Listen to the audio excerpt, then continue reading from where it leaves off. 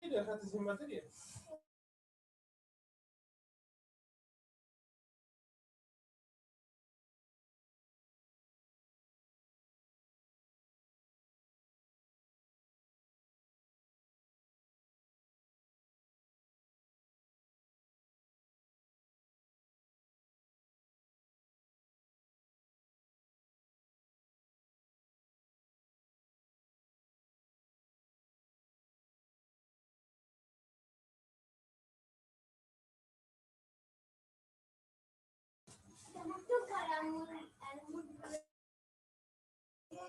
Hola, Ana.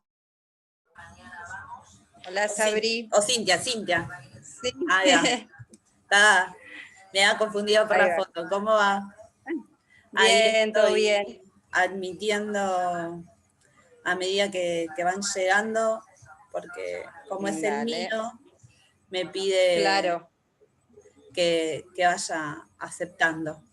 Así que a medida que van llegando ahí, las voy aceptando. Es raro, hoy nos encontramos. ¿Cómo va, Flor? ¿Pudieron chusmear un poco de la clase 21, 22? Por arriba. Sí, estuve mirando. Media rara, ¿no? Sí. No entendí nada. Yo sabía, por eso dije, bueno, mejor les intento explicar un poquito, aunque sea así rápido, pero la idea es que entendieran. Igual esto no se va a tomar. O sea, no... Igual... Ahí deshabilité la sala de espera. A mí personalmente me sirvió mucho todo lo que mandaste porque hay conceptos que por ahí hablaban ustedes con Sandra y al leerlo se te refresca todo lo que es praxia, noxia, las funciones ejecutivas, es como que sirvió un montón el material. Claro, aparte vieron que nosotras siempre lo tomamos de otro enfoque totalmente diferente, que no es un enfoque que capaz que es como es más técnico. Intentamos siempre darle la vuelta y explicarlo un poco más para que se comprenda, porque muchas veces son contenidos que son nuevos, que uno como genética no tiene la menor idea, y sobre todo los dos diagnósticos que trabajamos fuerte con Sandra, que están dentro de lo que son los trastornos de orden genético. Claro.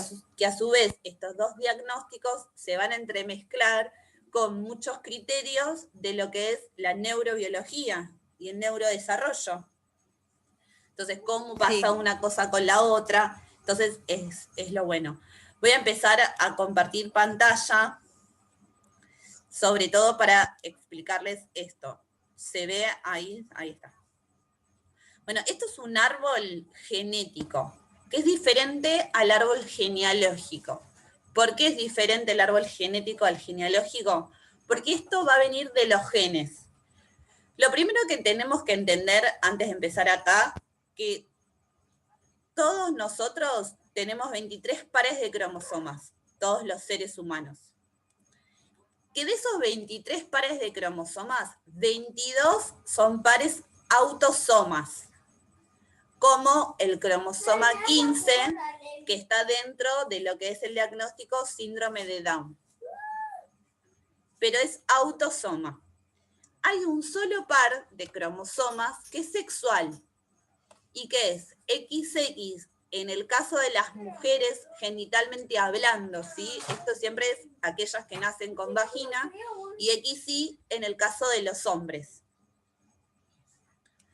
Y estos cromosomas están dentro de lo que es el ADN.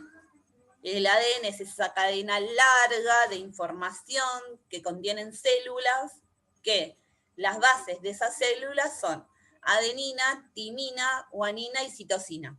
Ahí tienen un video que lo escuchan 2 veces y después se lo aprenden enseguida. Es muy didáctico ese videito. Esas son las bases de nuestra genética. Si nosotros estiráramos nuestro gen y lo haríamos largo, mediría más de 30 kilómetros.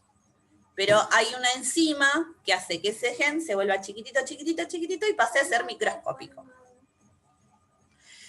Ahora, en nuestro árbol genético, yo puse un ejemplo. Sabrina siempre se va a representar en círculo.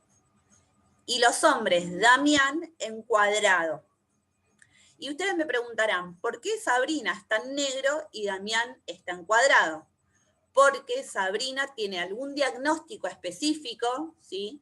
Tiene algún gen, ahora vamos a hablar de lo que es el frágil X, supongamos que Sabrina tiene frágil X y Damián no. Ellos dos tuvieron 3 hijos, y 3 hijos de diferentes gestaciones. Por eso se va a representar así, separado. Celeste, Román y Ciro. Celeste no recibió el gen defectuoso, no tiene ningún diagnóstico. Que se casó con Luis, que podría tener cualquier otro diagnóstico, y se lo pasó a Fede, su hijo. Román, que no le puse pareja porque pudo adoptar a los niños o pudo ser un vientre subrogado, tuvo a Pedro y a Bella. ¿Y por qué es triángulo sin cerrar? Porque son mellizos, es de un mismo embarazo, pero nacieron con bolsitas embrionarias diferentes. Y me preguntarán, ¿por qué Bella es cuadrado? Porque Bella puede ser genéticamente un hombre y después se hizo transgénero. Les pusimos todas las aristas posibles para que ustedes después comprendan a la hora de leer un árbol genético. Y Ciro con Lola tuvieron a Mila y Abril, y es una A, porque son gemelas. Nacieron de una misma bolsa embrionaria y se representan con una A y un palito acá, a un costadito. En cambio los mellizos, 1 y 1. Así ustedes van a ver lo que es un árbol genético. Cuando tengan un diagnóstico específico y vayan a un genetista, a ustedes le van a mostrar algo parecido a esto. Esto se representa siempre igual y con estos colores, con círculos cuadrados, y lo van a poder entender, leer. O sea, lo van a leer y van a decir, ah, sí, ya entiendo.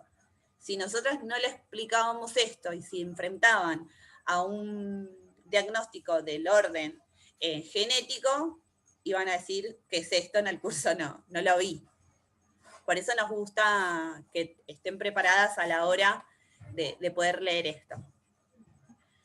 El primer diagnóstico que les mostramos en lo que son los cromosomas sexuales es el síndrome de X frágil o frágil X, donde un cromosoma en el gen FMR1, que es el cromosoma 15, tiene una patita acá abajo frágil, por eso se llama X frágil. Antes de explicar un poco lo que son, que es el segundo síndrome más común después del síndrome de Down, y es la forma más común de discapacidad intelectual hereditaria en los varones y en las mujeres también, pero por sobre todo en los varones, que puede producir discapacidad intelectual también en las mujeres. Se estima que 1 de 4.000 varones y 1 de cada 6.000 mujeres tienen el síndrome de X frágil. Ahora, los síntomas característicos de este síndrome son discapacidad intelectual, déficit de atención, ansiedad, epilepsia, posibles rasgos autistas, pobre contacto visual, problemas de integración sensorial y retraso del lenguaje. A ustedes, repasando un poco el curso, ¿qué les parece? ¿Con qué diagnóstico lo podemos relacionar si no hay base genética para descubrir si es X frágil? ¿Cómo lo pueden mal diagnosticar a este síndrome?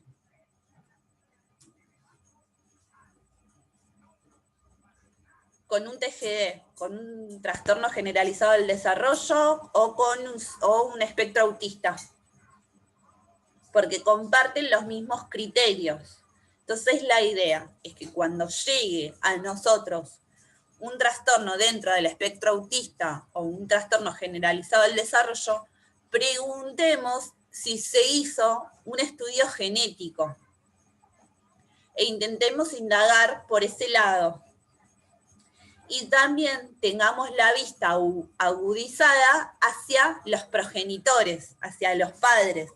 Y en esa primera entrevista que hacemos, o en las entrevistas siguientes que realizamos con tanto el padre o la madre, si es que conviven con ellos, preguntemos si en sus infancias o miremos algunos rasgos característicos de la cara. Luego, a medida que estos niños van a ir creciendo y están llegando a la preadolescencia o a la adolescencia, van a tener la cara larga, las orejas prominentes, esos niños que a veces los cargan y les dicen orejudos, los pies planos, hiperextensibilidad de las articulaciones, brazos muy, muy largos, eso quiere decir, o piernas muy, muy largas que no se condicen al torso del cuerpo. Bajo tono muscular, bracitos largos, largos, pero flaquitos, y en los varones tienen los testículos más grandes en la pubertad. Crecen en demasía los testículos. Ahora es lo importante en esto. Como habíamos dicho al principio, todos tenemos genes, ¿sí? Las mujeres somos XX y los varones XY. Y ustedes preguntarán, ¿por qué el 50% de la probabilidad de la transmisión de la madre a los hijos o a las hijas? En el primer caso, en este, que la niña no tuvo el síndrome de X frágil, la madre le pasó su X sana. Y el padre le pasó la X sana porque el padre no tiene el síndrome. Entonces la niña no tuvo el síndrome. Y en este caso, que la niña tuvo X frágil, porque está en rojito acá, la madre le pasó la X con el diagnóstico, la X frágil, y el padre le pasó su X sana. Y en el caso de los varones pasa exactamente lo mismo. Quien va a transmitir la X es la madre, puede ser sana, o la X con X frágil, y el padre le va a transmitir la Y, o la Y.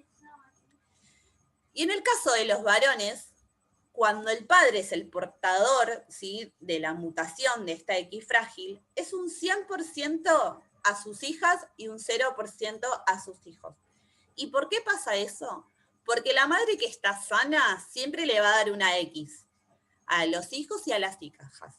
Y el padre le va a dar la otra X a las hijas y la única X que tiene para pasarle es una X que es con X frágil, es una X enferma. Entonces, si el padre tiene X frágil, a su hija, cuando nazca, va a tener sí o sí X frágil, porque la X del padre ya viene enferma de por sí. Y en el orden genético, esto va pasando de generación en generación. En cambio, con los varones no pasa, porque al varón le da la Y, no le da la X. Por eso, el responsable muchas veces de determinar el sexo del niño por nacer es el padre.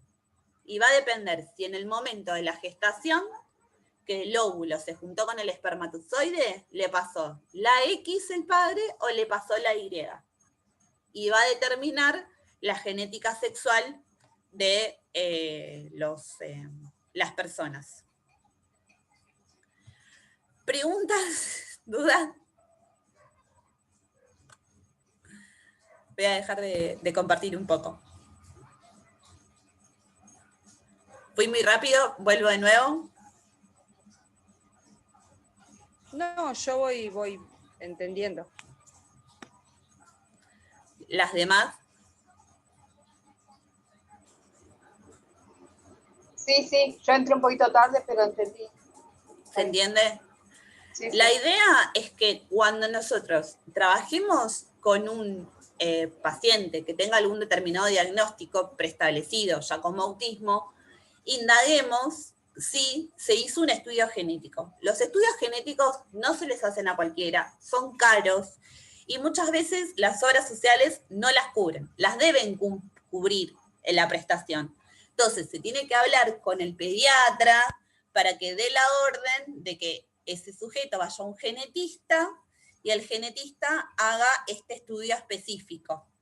donde a través de un poco de sangre, una gotita de sangre, se ve la cadena genética y ahí se ve si algún gen en específico no está como debería estar. ¿Por qué? Porque va a cambiar también el tratamiento. Y sobre todo en el segundo, voy a ver, ¿dónde lo dejé? Ah, está bien. Lo voy a cambiar. Aguárdenme un minuto.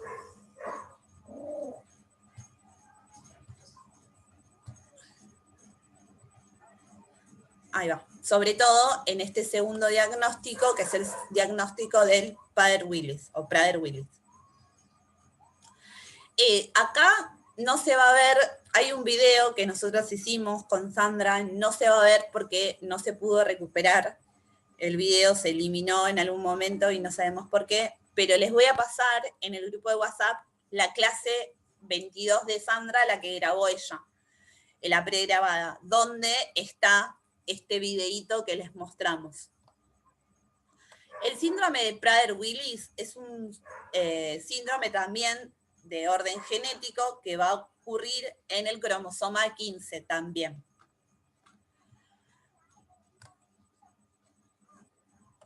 También se basa en pruebas genéticas y tiene 2 etapas. La primera etapa del síndrome de Prader-Willis es un bebé débil que al nacer no va a poder succionar. Se queda con movimientos hipotónicos, tiene hipotomía, duerme mucho, necesita una alimentación, estimularlo constantemente para que coma. Muchas veces al principio se alimenta con sondas. Y luego empieza, a medida que empiecen a crecer, empiezan a tener a los 3, 4 años, son niños que se llaman tercos, que tienen muchas rabietas, que tienen ataques de ira también, para después empezar a pasar a una segunda etapa donde empieza una compulsión con la comida. Y esta compulsión por la comida no es una compulsión que nosotras vimos en lo que son los trastornos del orden de la alimentación, que tienen una base de orden psicosocial, sino que es la necesidad imperiosa de estar comiendo todo el tiempo, que lo va a arrastrar el diagnóstico. El diagnóstico va a ser que sienta que tiene hambre real y queman pocas calorías. Entonces van a necesitar comer todo el tiempo, todo el tiempo. Y llegar a comer basura, llegar a que desarrollen el síndrome de pica. ¿Se acuerdan del síndrome de pica que comían cualquier cosa?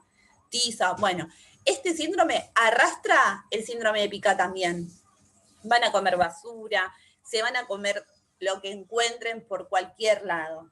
Entonces, más allá del diagnóstico, porque esto va a ser netamente conductual, nosotros vamos a trabajar con el niño, pero a su vez también con la familia de ese niño, porque el que va a tener que hacer el tratamiento es toda la familia en su conjunto. Y es algo que va a ser muy estricto, el organigrama muy estricto, porque son niños que generan obesidad y obesidad mórbida, que muchas veces los lleva a la muerte. Entonces, el tratamiento, ¿cómo es? Nos levantamos a la mañana, desayunamos sano, hacemos ejercicio, almorzamos sano, volvemos a hacer ejercicio, vamos a andar en bici o hacemos alguna actividad física, si vamos al cole. Y es un acompañamiento como pasaba en lo que era la anorexia, cuerpo a cuerpo, 24 horas. Estoy con el niño y con la familia. No es que, bueno, uno le va a decir al niño, bueno, comete una ensaladita y yo me como una hamburguesa en McDonald's. Sino que la familia en sí va a tener que hacer todo el tratamiento. Y lo va a tener que acompañar. Va a haber que tener mucha actividad física, va a tener que hacer una rutina específica, consultar con un nutricionista.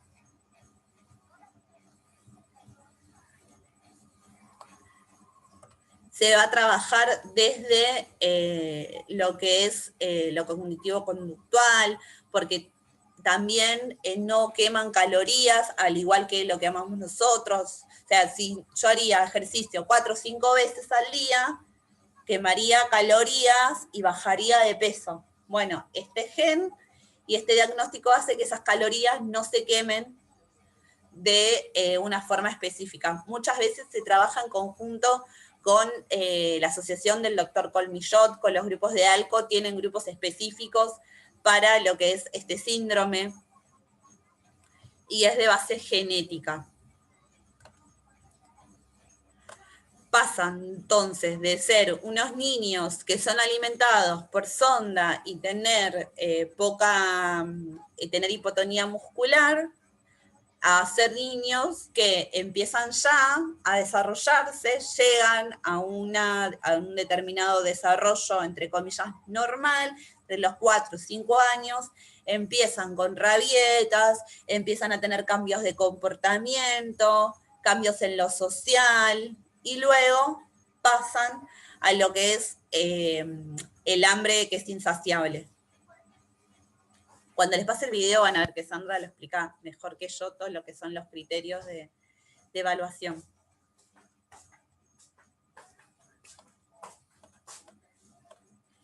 Y por último está el síndrome de Angelman,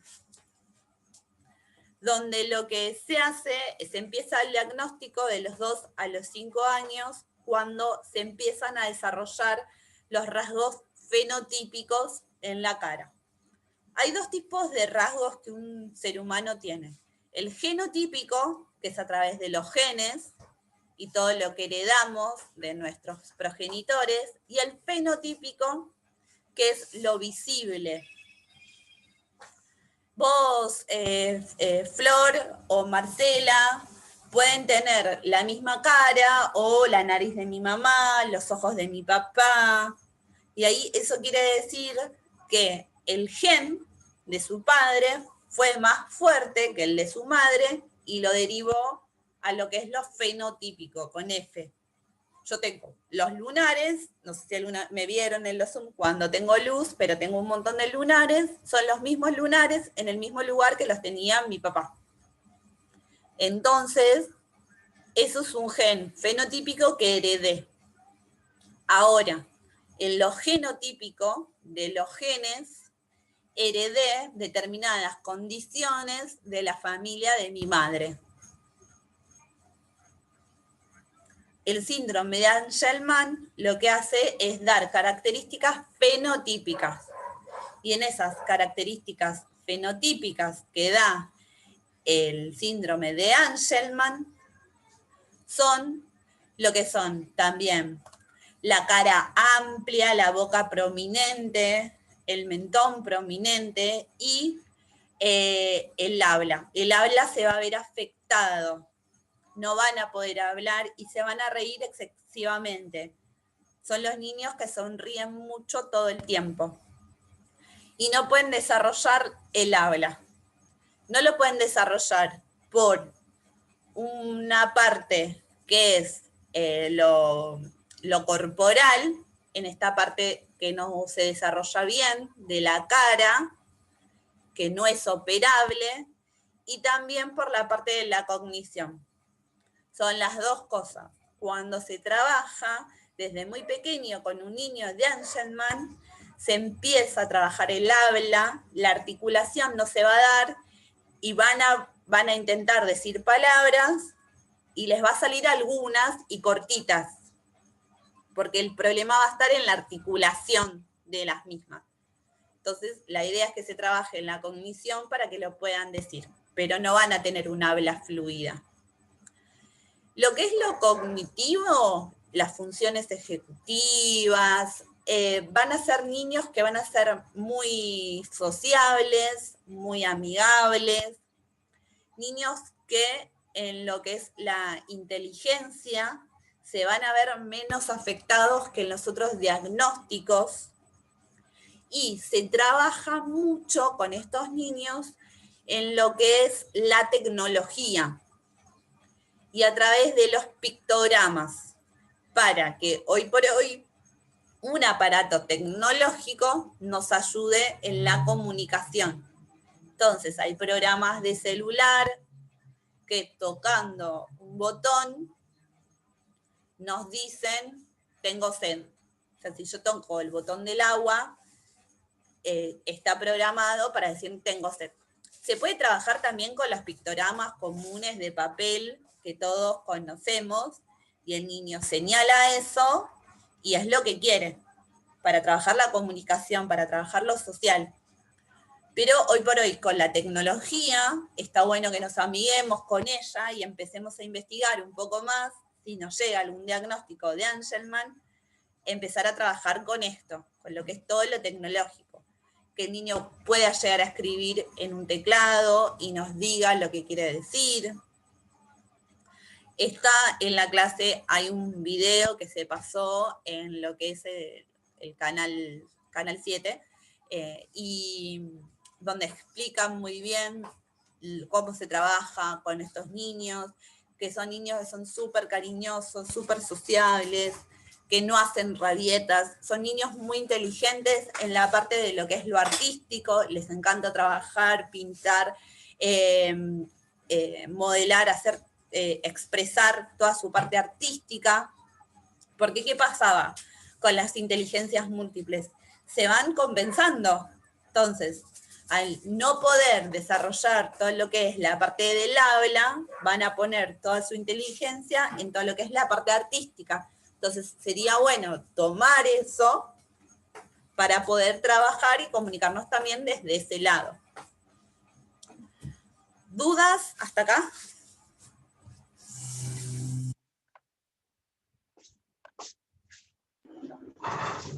No, por el momento no. Bien. Lo que son las enfermedades raras,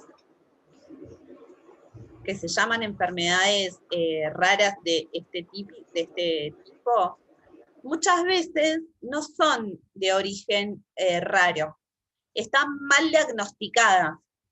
Entonces, al estar mal diagnosticadas, se tiene un mal tratamiento y nosotros como acompañantes hacemos malas estrategias. Y a veces nos encontramos atorados o atoradas en algo que no podemos seguir adelante, nos proponemos un objetivo específico. Ese objetivo específico no se puede cumplir y nos genera frustración. Entonces está bueno siempre tener en vista estos estudios de orden genético para saber si el diagnóstico fue correcto o es un diagnóstico equivocado, y yo como conveniente terapéutico tengo que trabajar desde otro lado. Siempre estas tres que les mostré se van a pasar de padres a hijos, no van a saltar generaciones. Pero hay otros diagnósticos, como el que yo siempre cuento, que es el temblor esencial, que saltan generaciones.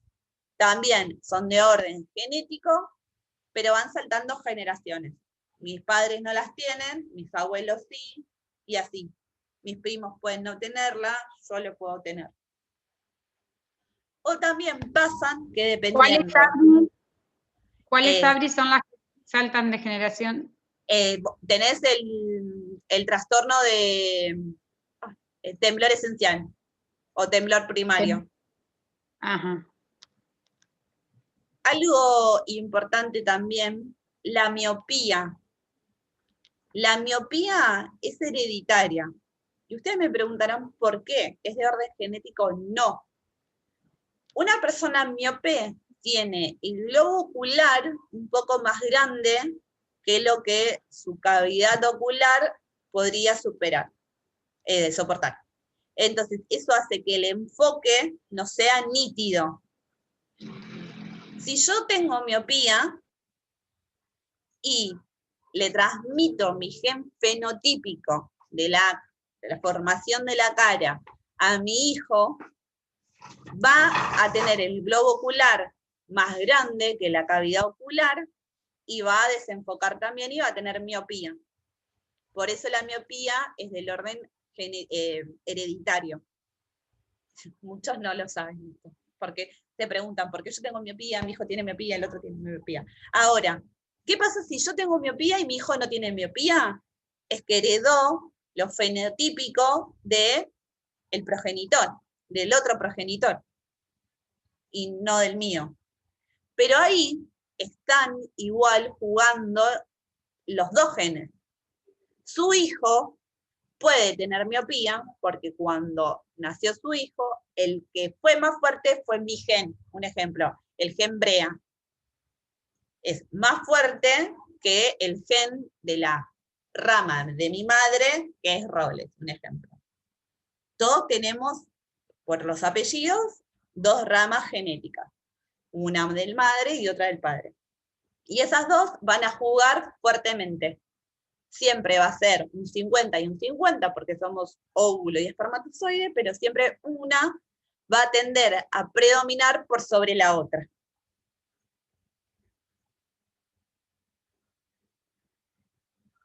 Por eso tenemos generaciones, nos quedan 10 minutos, que saltan generación en generación las enfermedades raras. Sabri, ¿y Sí. qué hace, por ejemplo, volviendo al primer diagnóstico que diste al síndrome de X frágil? Si el papá es portador y la madre no, pero el padre no está, o sea, no lo tiene desarrollado, ¿por qué al hijo sí se le desarrolla? O sea, es la mezcla del gen de la madre que también como que...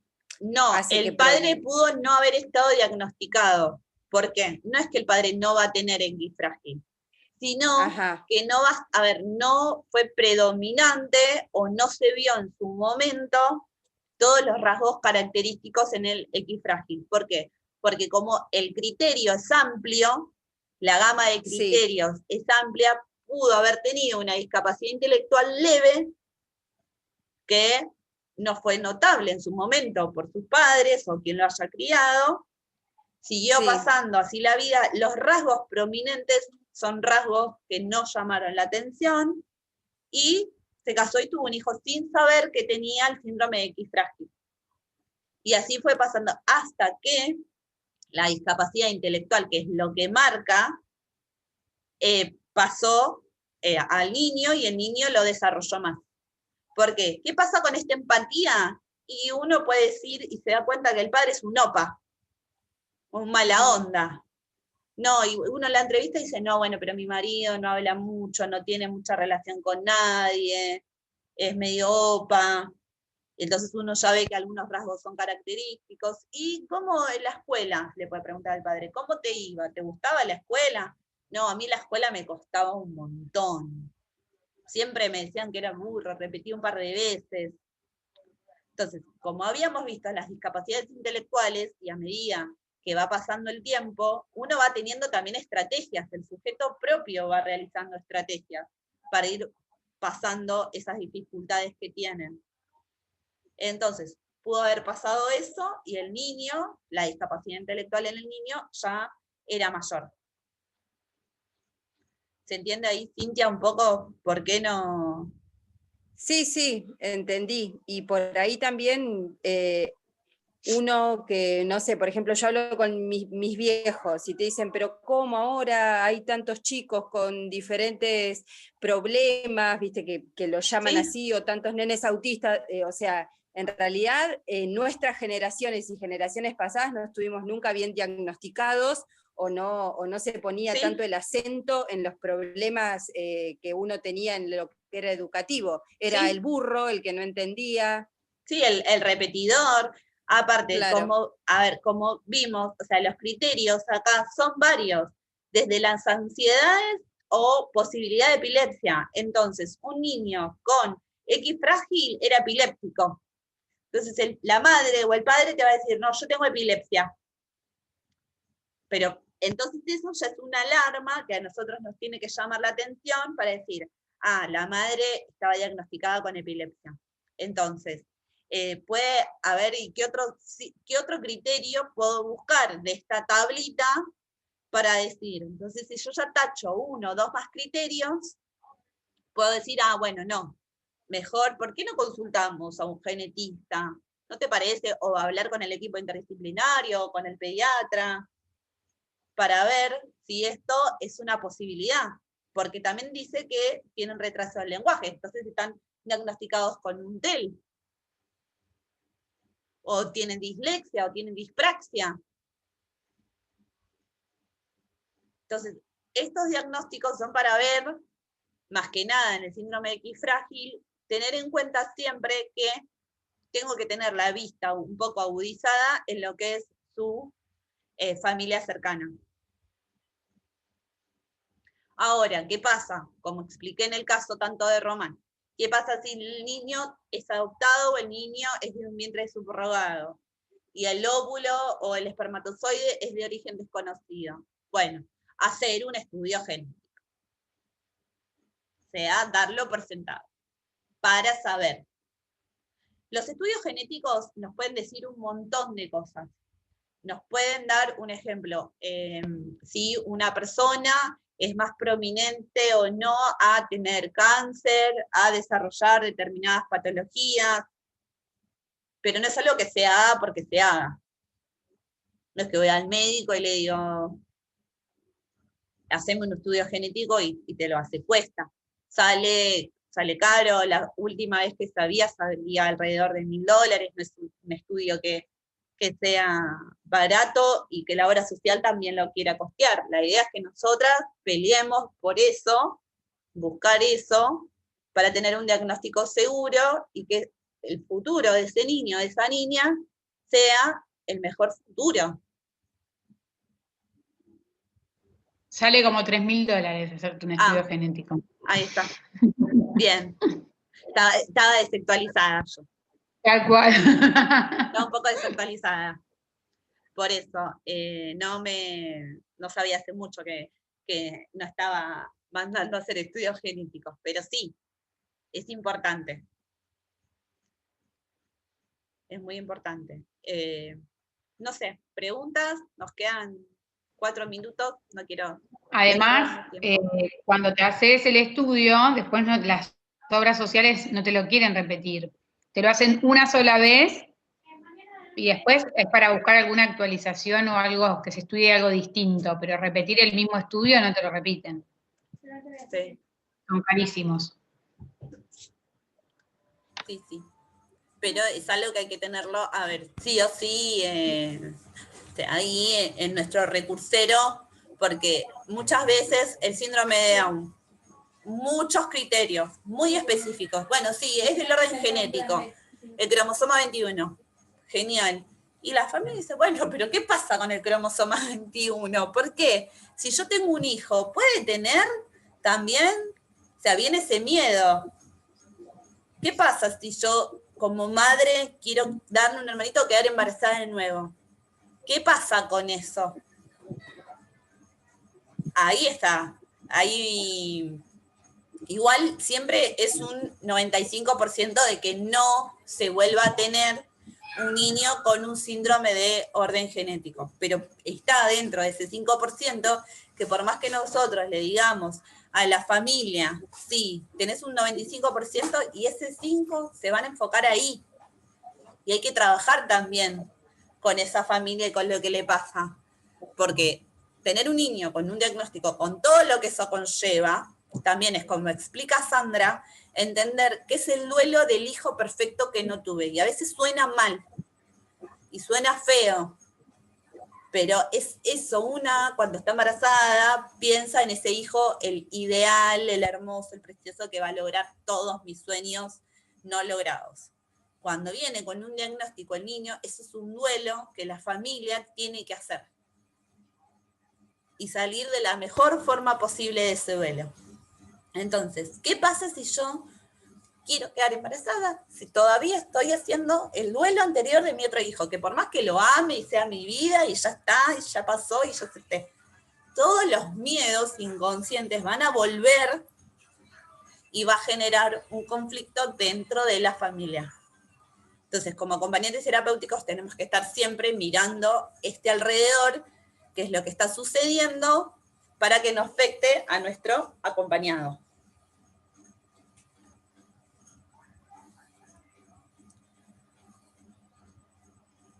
Bueno, estoy grabando la clase, así que después la descargo a la compu, la subo a YouTube y después la mando el link al grupo con la clase de Sandra. Así que lo voy a hacer mañana esto, porque va a tardar y voy a rezar que mi compu no se apague de la nada. Así que bueno, chicas, que tengan buen fin de. Cualquier duda, cualquier cosa, me escriben ahí por el chat y vamos que ya está, ahí, una semana, 10 días.